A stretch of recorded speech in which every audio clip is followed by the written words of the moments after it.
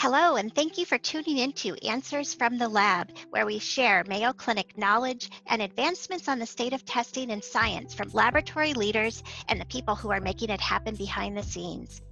I'm Dr. Bobbi Pritt, a clinical microbiologist and the chair of the Division of Clinical Microbiology at Mayo Clinic in Rochester, Minnesota. With me today is Dr. Bill Morice, the chair of the Department of Laboratory Medicine and Pathology at Mayo Clinic and the president of Mayo Clinic Laboratories. This is our weekly discussion with Dr. Morice, in which we learn about updates in laboratory testing during the COVID-19 pandemic. Well, welcome back, Bill, to our weekly chat. Yeah, it's good to be back. I see in the background you have a little microscope. I have one of those too, the little black one over there. Oh, I love those. You know, it's a teeny little one. For the folks that can't see, it's about the size of my palm, even smaller actually, and it works. It actually has 3 objectives, and it can actually look at little slides. Yep, and here's mine. Oh, look at that. That's so cute. And I think I got it as a Christmas present when I was a kid. Oh, so, nice. All right. Well, so now on to the yeah. The more content-rich part of it. Well, you know, I would say that you know, I had such a delightful weekend and week, and I think a lot of part of it is that life is starting to come back to normal. Going out and about, you see people without masks, and I just looked at the CDC's numbers for COVID, and the current 7-day moving average of daily new cases has decreased 6%. From the previous 7-day moving average. So that's great news for the US. Yeah. Oh, yeah. And all the numbers that I saw, it looked like yesterday in the report from Becker's Healthcare, basically all the numbers in the United States are trending in the right direction, which is really good to see. And you're right, there is this whole sense of it's summer. We've had, of course, it's unusually warm, it's been really, we actually need some rain, but it's been beautiful. And it's sort of just helped this whole feeling of kind of return to some kind of normalcy, you know, that so it's been really great. Yeah, and it's hopefully things will continue, but there are some other things happening with other respiratory viruses, right? Right. So what are your thoughts on all of this? You're taking your role as department chair, and, you know, of course, we've been working so closely together on COVID testing and then worrying about other respiratory viruses. What are your concerns as you're looking ahead now?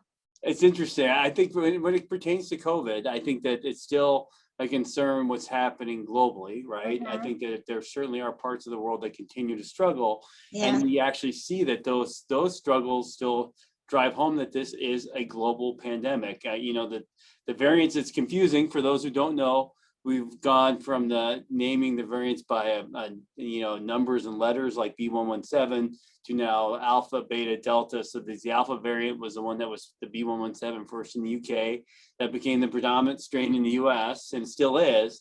But now there's the delta variant, which is out of India, which has some concern, right? And so these are still happening, and so we need to be cognizant of that, particularly in the US, where like Mayo Clinic Laboratories, we do testing for other countries. We're impacted by travel. Those things, you think international travel and you think a return to normalcy was going to take a long time, much longer, I think, than some of the things in the US. So I think there's that piece of it. It's just that we need to continue to maintain a level of awareness and sensitivity to that fact that the pandemic's not over.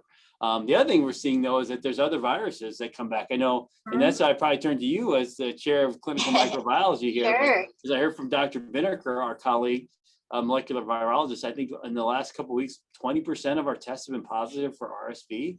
Yeah, you know, that's been a big one, Bill. And so I would say we're on the same page. You know, COVID numbers are down, but let's not, say that the pandemic's over. It's still raging in other parts of the world. So continue to go out and get your vaccines. And then also thinking about other respiratory viruses, some which can be quite serious. So RSV, respiratory syncytial virus, usually affects children, but also immunocompromised adults. And yeah, the numbers are going up. And the CDC just issued a health advisory to notify that we have what's called increased interseasonal RSV. So that means that usually it's in the winter. With RSV, we usually see it alongside influenza. So having it in the middle of the summer is a bit unusual, and we're seeing numbers go up, probably because it wasn't circulating. It was circulating at low levels. Now we have children who weren't exposed to it. They don't have any immunity, and they're a vulnerable population here. Yeah, no, and then RSV can cause significant morbidity in both in early in life and later in life too. So I mean, just like all the respiratory viruses. So it's something to think about. The other one I think a lot about is influenza. And I think, and what we're seeing with RSV, as you said, this is not the time of year where typically we see a rise in cases. We don't really know what's going to happen with influenza either, because people haven't been exposed, or we haven't seen the same global circulation of variant or strains. So that lead to vaccine development. So we don't know. And there's a lot of coming out of this. There's lots of things we still have to learn. And to your point, some viruses didn't go away, like rhinovirus, which caused the common cold. But we're going to see these other pathogens, kind of viral pathogens, doing things, having behaviors globally that we just haven't seen before, and also how sick will people get, because we've had prolonged periods where we've not had exposure, just like you talked about with children with RSV. So I think there's a lot out there, and it makes me think about what the fall is going to look like in particular. So I agree. Yeah, you and I had talked a little bit about this, like the double outbreaks of, are we going to see COVID and influenza? And if we've dropped a lot of our safe practices, mask wearing, for example, then we're going to get more of those respiratory viruses that are spread by large droplets from coughing and sneezing. And then that would be influenza, for example. So I think we really have to keep an eye out on it. I'm sure you and I are going to be talking about this. And I was also really intrigued to see And I was also really intrigued to see that influenza, what's circulating nationwide and worldwide, actually there's very little influenza circulating, but it's more influenza B rather than influenza A, and it's a number of different strains. So it's going to be hard to know what to make of those. It's going to be hard for the vaccine manufacturers to pick the strain that they're going to vaccinate us against in the fall.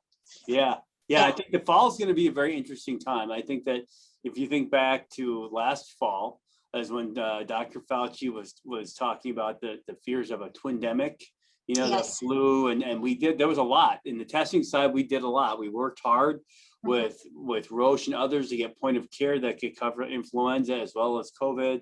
And yet we never saw those cases. We never saw it. But now you wonder again, if people, I think the drive for people to get vaccinated will probably lessen as the cases get lower, which makes sense in many ways, because risk does go down. But the reality is that if we don't hit a certain threshold, there's going to be quite a few people who will be at risk in the fall. And there certainly is something to the fact that people are outside with masking that's making there's decreased transmission. So, it is something to think about this with, and by the fall, some of these other variants like the Delta variant will probably be predominant because they'll continue to spread. So what will we see?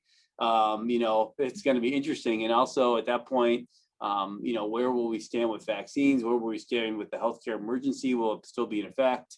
Will any of the vaccines be through FDA? It's completely FDA approved, for COVID.